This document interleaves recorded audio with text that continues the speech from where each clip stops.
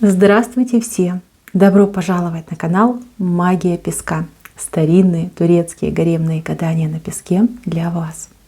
Мои дорогие зрители, гости, подписчики, всех вас хочу поблагодарить за ваши лайки, хорошие и добрые комментарии и даже за плохие, за вашу помощь и поддержку моему каналу. Земной вам поклон. Давайте сегодня сделаем отсыпочку на вас, а тема звучит так: с минуты на минуту, со дня на день. Что ждет, что произойдет, что поменяется. Загадайте, пожалуйста, на себя и давайте посмотрим. Я выбираю Назар. Прошу высшие силы дать мне возможность ответить на все ваши вопросы и поставить для вас только самую важную, нужную и полезную информацию.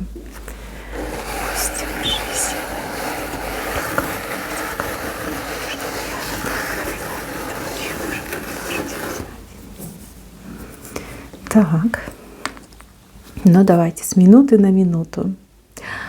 Очень важная, интересная информация. Очень интересный разговор идет в вашу жизнь. Что-то увидите, узнаете, обсудите, получите. Будьте очень увлечены и прям всецело будете поглощены этой ситуацией. Знаете, неплохо, неплохо. Кто-то из вас получит ответы на давно волнующие вас вопросы. Кому-то информация поможет определиться, сделать логические выводы, принять очень правильное, и я даже не побоюсь этого слова, судьбоносное решение. У кого-то отыграется радость. Радость от того, что вас позвали, пригласили. Кого-то из девочек будут приглашать на свидание. А кого-то из мужчин, возможно, женщина пригласит, ну я не знаю, на вкусный ужин, да, может быть, куда-нибудь сходить вместе. Приятно, очень вам приятно. Невероятно приятный разговор, невероятно приятная ситуация. Вижу, что вы очень порадуетесь тому, что происходит. И вот эта ситуация сделает ваш день, ваш вечер, а возможно, даже вы сохраните эти положительные эмоции на несколько дней, и это будет замечательно. Кому-то придут результаты. Результаты положительные. Возможно, вы куда-то обращались, подавали прошение, придет ответик, и будет написано, что да, вы получаете, мы вас зовем, мы вам даем, мы вам одобряем. Тоже очень-очень приятно будет. Дальше, мои хорошие. Здесь я вижу, вы за кого-то очень переживаете, причем вот прям мысли тревожные у вас в голове. Может быть, чье-то поведение, поступок, отношение вот не дает вам покоя. Это человек, кто является вашим триггером, да, либо из-за кого вы так сильно переживаете. Может быть, какие-то неприятности попал, либо вы боитесь, что попадет неприятности. Ну, понятно, что свою голову на другого человека не оденешь. Вижу, что вы сделали по максимуму. Вот все, что вы могли сделать, вы сделали. Вы молодец. Не вините себя ни в чем. Ни в чем. Это другой человек, другие мысли, другое отношение. Да, возможно, заблуждается, да, возможно, краев не видит. Но, мои хорошие, себя ни в чем, ни в коем случае не вините. Кто бы что там ни говорил, кто бы что бы там вам ни делал, поверьте, вы все делаете правильно. Правильно. Выше, извините, головы не прыгнешь. Поймите этого. Немножечко подумайте о себе. Вы же в таком состоянии, да, на этой почве, вы же здоровье теряете. Здоровье. А здоровье ведь его очень сложно восстановить. Легко потерять, но сложно вернуть. Хватит, выдыхайте. Дайте этому человеку жить самостоятельно. Если делает ошибки, пусть делает. Пусть учится на своих ошибках. Вы ведь все равно всегда рядом. Да, вы всегда готовы помочь, поддержать. Возможно, то, чего вы так сильно боитесь, оно на благо будет этому человеку. Подумайте с этой стороны. Ведь если этот человек не оступится, не обожжется, либо не испытает, да, какие-то неприятные моменты, никогда ж не дойдет. Вот не дойдет и все. Будет думать, что это все ерунда. Я смогу, я проскочу, я крутой. А вот когда получит Булбу, тогда и задумается. А ведь она была права, да, либо он был прав. Меня же предупреждали. а я глупенький, либо глупенькая не послушалась. Мои хорошие, позвольте этому человеку пройти свой путь. Я понимаю, что вы вот как ангел, так крыльями закрываете, но это медвежья услуга. К сожалению, это выглядит как медвежья услуга. Хватит, переключитесь, посмотрите какой-нибудь хороший сериал, почитайте хорошую книжечку, не знаю, приготовьте себе вкусняшечку, отпустите вы эти мысли. Хватит держать этого человека, как не держать даже, а как руки подставлять все время перед этим человеком. Не надо. Пожалуйста, не надо, не делайте. Подумайте о том, что я вам сказала. Отпустив этого человека, вы сделаете благо и ему, и себе, либо ей и себе. Так, дальше идем. На работе.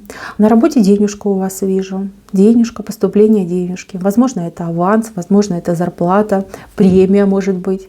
Да? Либо хороший заказ, если вы работаете сами на себя, либо вы занимаетесь там доставкой каких-то грузов, заказов. Здесь, кстати, могут быть и чаевые очень хорошие. Да? Придет к вам клиент, получит удовольствие от вашей работы и даст вам очень хорошие чаевые, да, хорошую денежку сверху даст. Знаете, мелочь, а приятно, будет очень приятно. Ну, это оценка вашего труда и вашего профессионализма. Вы этого достойны. Как денежкой позолотят вашу ручку, и это хорошо. Так, на работе, кстати, могут быть какие-то сплетни. Сплетничать могут как и о других коллегах, так и о вас. Что-то до вас дойдет, что-то вы услышите, о чем-то вы узнаете, и это будет вас напрягать, мои хорошие. Вы будете пытаться, как вот я вижу, да, разузнать, а кто что про меня сказал, да, почему люди про меня это говорят. Слушайте, это пустая трата времени. Человек так устроен. Он не хочет обсуждать свои проблемы, он пытается найти изъяны в других людях, которые его окружают. Искать, откуда ноги растут. Ну, так вы и сами об этом узнаете через несколько дней. То есть этот человек себя выдаст, либо на человека конкретно укажет. Призывать к ответу, ну это бесполезно. Ну человек такой с гнильцой, понимаете. В каждом коллективе есть паршивая овца. И ваш коллектив не исключение. Ну такой вот человек. Просто нужно относиться как к больному. И все, и не обращать внимания. И своим другим коллегам тоже об этом скажите. Чем, скажем, больше вы его будете, либо ее игнорить, тем меньше у этого человека будет интерес продолжать свою эту нехорошую деятельность. Так, у кого-то отыграется очень важный разговор с начальником. Здесь вам, возможно, будут предлагать участие в каком-то проекте, переход, может быть, на какую-то должность, да, либо совмещение каких-то должностей, может быть, уплотнение вашего рабочего графика. То есть здесь я вижу, что начальник будет вас уговаривать, упрашивать и уговаривать. Возможно, такая ситуация, что начальник не может вам доплачивать, да, за дополнительную работу. Какое-то трудное положение, либо какая-то нужда заставляет начальника вас просить, да, больше работать. Если вы намерены на этом рабочем месте продолжать работать, конечно же, соглашайтесь. Поверьте, это не будет на постоянной основе. Наоборот, с вашей стороны это идет как такой вид героизма, когда вы геройствуете, да, помогаете своей родной компании, производству, берете на себя сверх какие-то обязанности в трудное критическое время для компании. Вот это обязательно оценят, и в будущем для вас это замечательно отыграется.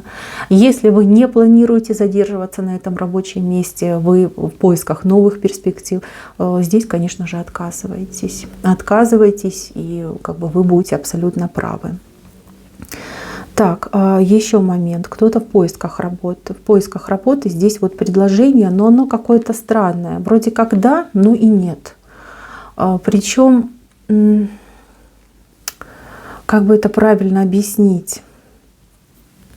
Люди заинтересованы в вас как в сотруднике, но люди не заинтересованы вам вашу работу оплачивать. Если мы говорим о постоянной работе, ну, скорее всего, будут уговаривать на какие-то минимальные заработки. Если мы говорим о какой-то подработке, то могут даже вплоть до того, что обмануть. То есть вы работу честно сделаете, выполните заказ, например, да, а вам ничего не заплатят, да, или там вообще заблокируют и иди ищи, как говорится. Если мы говорим про подработку, берите наперед хотя бы аванс, чтобы какие-то хоть денежки у вас были. Если говорим о постоянной работе, в данном конкретном случае не надо продавать себя задешево, лучше откажитесь. Поверьте, у вас еще будут предложения. А так, представляете, вы пойдете, вы будете об этом всегда думать, что вы согласились на такую низкую зарплату, еще будете думать, гадать, заплатят ли вам эти денежки, да, сможете ли вы там остаться в этой компании. Вот. Берегите себя и свою нервную систему, поверьте, и старайтесь думать прагматично. Это будет хорошо и полезно для вас. Так, отношения. Смотрите, у кого-то в отношениях прям страсти вспыхнут, потому что тут прям как чертенок между вами, с таким острым хвостиком и с рожками. И страсти, причем страсти после какого-то неприятного разговора. То есть вы, может быть, там поссоритесь, поругаетесь, там какие-то претензиями покидаетесь друг друга, а потом все закончится страстью, безумной страстью. Так, а у кого-то в отношениях идет по чертенку ревность, большая ревность, причем и с вашей стороны, и со стороны вашего партнера. Вот, взаимные обвинения, сами понимаете, как оно обычно бывает. Мои хорошие, я вас призываю не ругаться и призываю быть максимально спокойным человеком. Ведь все можно обсудить, обо всем можно договориться. Не позволяйте эмоциям брать верх. Не надо ссориться, не надо ругаться. Нужно именно разговаривать. Покажите своим примером, что можно договориться. И это гораздо приятнее, чем какие-то непонятные ссоры. Кстати, возможно, причина ваших ссор имеет женское имя. То есть ваша ссора, ваши неприятности спровоцированы какой-то женщиной, ее стараниями и ее трудами. Вот не обижайтесь на своего партнера, а лучше разыщите эту мерзавку, которая мешает либо вмешивается в ваши отношения. Может быть, это чистой воды провокация. Знаете, прям есть такие женщины, которые любят там смс-ки отправлять, что там ваш муж у меня, да, либо там ваш муж вас не любит, оставьте его в покое. Да, это будет просто провокация чистой воды, чтобы вас рассорить и всячески вас разделить. Так, у кого-то, кстати, таким триггером станет свекровь, да, которая прям диссонанс внесет в ваши отношения, понимая, что она разрушает семью, все равно пойдет на такой поступок. Надо объединяться. Перед лицом проблем в паре надо объединяться. Не обвинять друг друга, не доказывать, кто прав, кто виноват, а именно объединяться. Попробуйте в этот раз поступить именно так. Поверьте, результат будет просто замечательный. Так, идем дальше. Для тех, кто встречается. В принципе, у вас все хорошо. Я вижу, что у вас и встреча, и приятное свидание будет, и какой-то даже очень интересный разговор. Разговор за будущее, за ваши отношения. Возможно, мужчина поделится, либо женщина поделится своим видением, да, как я хочу жить, как я вижу свое будущее, семью, сколько деток хочу. Где планирую жить, как планирую развиваться. Интересно. Вам будет очень интересно. Кого в первый раз позовут на свидание? У меня есть такие люди, я уже в самом начале говорила, да, первый раз вас позовут на свидание, будет первая встреча. Что я вижу? Я вижу, что вы будете очень переживать, и ваш партнер, да, кто позвал вас, тоже будет очень переживать. Будут очень конфузные моменты, когда вы просто будете сидеть и молчать друг напротив друга. Мои хорошие, придумайте себе с десяток тем, и если такая ситуация происходит, вы вспомнили тему и начинаете ее обсуждать. Пусть это будут нейтральные темы, да, не за отношения, не за любовь, ни в коем случае за политику.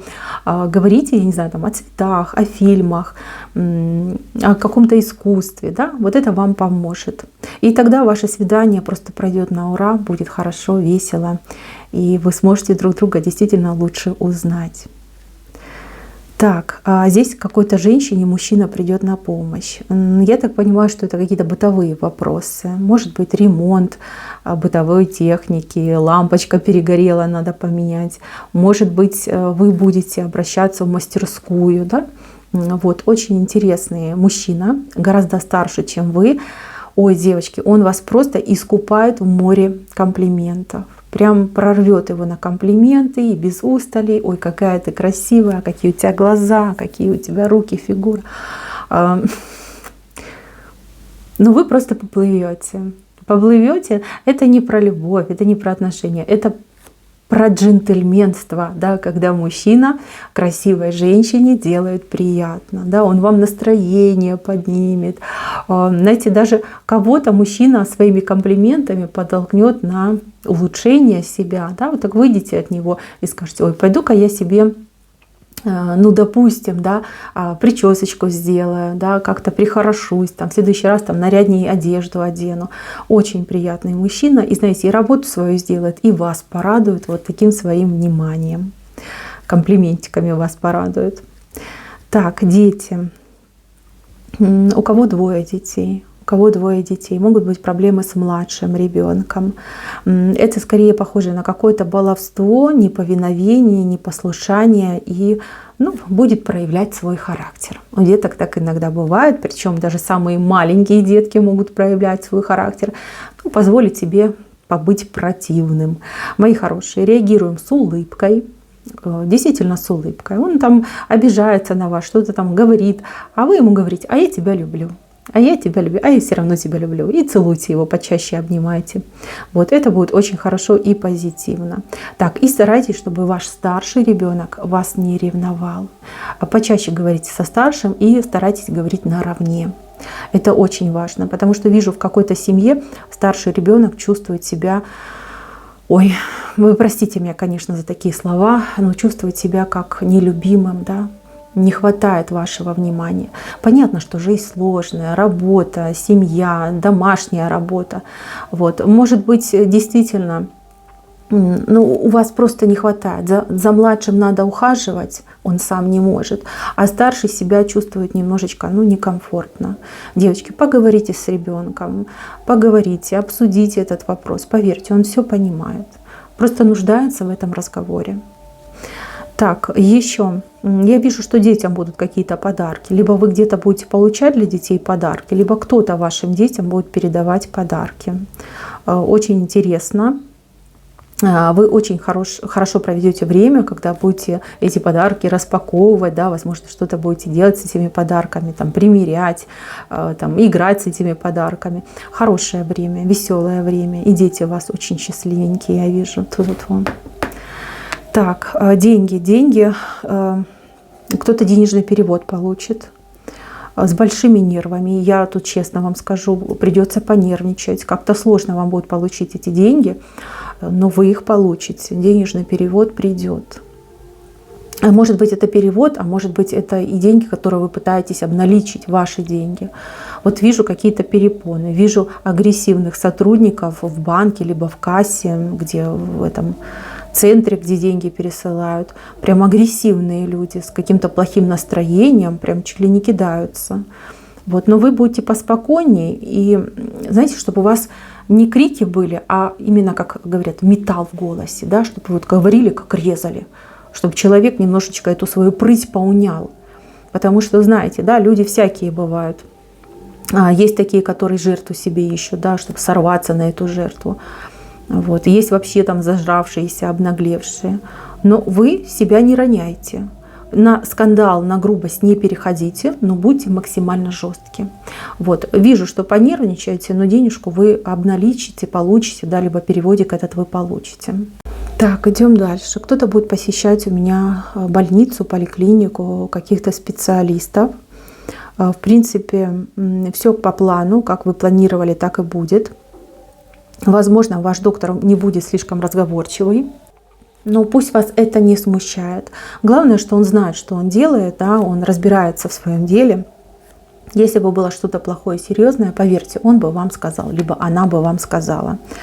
Да, не ищите проблем там, где их нету. Вот. Так, кому-то следует обратить внимание на свое питание. Вот просто у кого ручки сохнут очень сильно, шелушится, все, пяточки шелушатся, кожа вот прям и чешется, какие-то вот тоже шелушения идут. Вам чего-то очень не хватает, какого-то витамина не хватает, а может быть и нескольких. Вот, на это нужно обязательно обратить внимание. Если есть возможность, обратитесь к специалисту, сдайте специальные анализы. Если такой возможности на данный период времени у вас нет, просто старайтесь расширить свой рацион. Да, пусть там будет мясушка, пусть там будут фрукты, да, побольше там зелени и овощей. Изыщите такую возможность, потому что ваш организм нуждается. То, что у вас там шелушится, сохнет, это не от погоды, нет. Это именно от того, что каких-то важных минералов, витаминов просто не хватает. Идет нехватка. Да. Нужно именно пересмотреть рацион питания, обогатить его. А в идеале и обогатить рацион питания, и сходить, сдать нужные тесты и анализы на количество всех важных нутриентов, минералов и витаминов. Чтобы вам четко доктор сказал, надо это и это дополнительно принимать. Да. Займитесь этим вопросом, это очень важно, и это ваше здоровье. Так, вижу у вас большую радость. Но это радость за кого-то. За кого-то вы будете очень радоваться. У кого-то что-то получится, свершится, человек добьется каких-то, может быть, результатов, успехов. И вы за этого человека будете очень радоваться. Вижу, что человек поделится в первую очередь с вами, а возможно даже придет лично, да, вы вместе посидите, попразднуете и порадуетесь вдвоем. Может быть, это ваша подруга, может быть, кто-то из ваших близких, там, родственников. Ну, это очень хорошее событие, и я вижу, что вы будете это отмечать. Обязательно будете отмечать. Либо день в день вы будете отмечать, либо, может быть, на следующий день будете отмечать. Прям мысли будут такие позитивные, и очень-очень много разговоров об этом будет. Так, мои хорошие, кто в ближайшее время собирается посещать публичные места, там, где много людей, да, скопление людей присутствует? Возможно, вы не так часто посещаете эти места, но вам как будто бы придется, да, придется посетить. Будьте внимательны и бдительны, берегите свои вещи, а лучше еще и делайте на себя обереги. Обереги в виде каких-то ярких вещей. Пусть это будет какая-то брошка, пусть это будет какой-то яркий шарфик, может быть, яркая сумочка. Здесь какой-то прям риск с глаза идет. Здесь песочек предупреждает, что вас могут поглазить. Послушайте, но это же не проблема, да, одеть яркий шарф, либо яркую шапку, либо действительно яркую сумочку, может быть, какой-то там браслетик, бусинки, да, вот, что-то должно привлекать внимание. Здесь явно вас могут поглазить, такая вероятность вышла. Примите, пожалуйста, меры. Особенно для тех людей, кто редко посещает такие места. Да? Вот время от времени вы оказываетесь в людных местах. Именно в этот раз могут вас поглазить. Причем этот человек будет с вами говорить и прям будет вас осматривать. Да? Прям осматривать будет. Чтобы не было никаких дурных последствий, вот сделайте маленький оберег в виде какой-то яркой вещи на себе. Так, еще важный момент. Молодой девушке поступит какое-то предложение на заработки, на работу, но там что-то нечисто, что-то нехорошо. Может быть, вы, молодая девушка, смотрите мою отсыпку, может быть, вы мама молодой девушки, либо бабушки. Очень предложение такое яркое, позитивное и, как сказочно богатое идет, понимаете? Там что-то не так и что-то не то. Очень похоже на обман, очень похоже на какие-то плохие махинации, что-то там скрыто, очень серьезное. Если это еще связано с какой-то поездкой, не по месту жительства работа, а где-то куда-то нужно ехать, выезжать, там, не знаю, может быть, даже как-то посменная работа, то пусть лучше откажется. Мне не очень нравится это предложение. Так, мои хорошие, идем дальше. Цветочки я у вас вижу. Кто-то у меня будет с букетиком цветов. любимый человек подарит, может быть, ребенок ваш подарит вам цветочки. Приятно, очень приятно. Я так понимаю, что вам давно цветы не дарили, и вот вы порадуетесь. Порадуйтесь тому, что у вас дома цветочек. А кому-то, знаете, вот прям в горшке цветочек подарят. Не букет, как букет цветов, а именно в горшке будет цветочек. Красивый, хороший. Принимайте. Во благо идет. Вот. Радость у вас вижу от этого цветочка. Так, очереди какие-то у вас еще вижу. Зачем-то вы будете стоять в очереди. Может быть, за какими-то покупками, может быть, в каких-то учреждениях. Ну вот прям живая очередь стоит. Придется. Вижу, что вам будет некомфортно. Ну, это жизнь, такое иногда бывает. И зачем злиться? Ну, раз попали, стойте. Главное, что вы своего добьетесь. Так, и еще какие-то приятные гости. Приятные. То ли вы в гости пойдете к хорошим, добрым людям, то ли хорошие, добрые люди придут к вам. Вот именно идет приятный разговор, вкусная еда. Вот и посидите, и поболтайте, и покушаете, и даже отвлечетесь от каких-то вот проблемок и дурных мыслей. Хорошее время. Если к вам идут, принимайте. Если вас зовут, не отказывайтесь. Поверьте, вы не пожалеете. Хорошее время с хорошими людьми. Так, еще я вижу вас с луком. Лук как оружие, да, который стрелы метает. Кому-то вы дадите отпор. Вот видите, человек на вас идет с ножом, а вы, значит, с луком этого человека встречаете. Но вы видите, как в более выгодной позиции. Ведь стрела, она-то далеко летит. Отобьете вы чьи-то нападки, отобьете вы чей-то негатив в вашу сторону.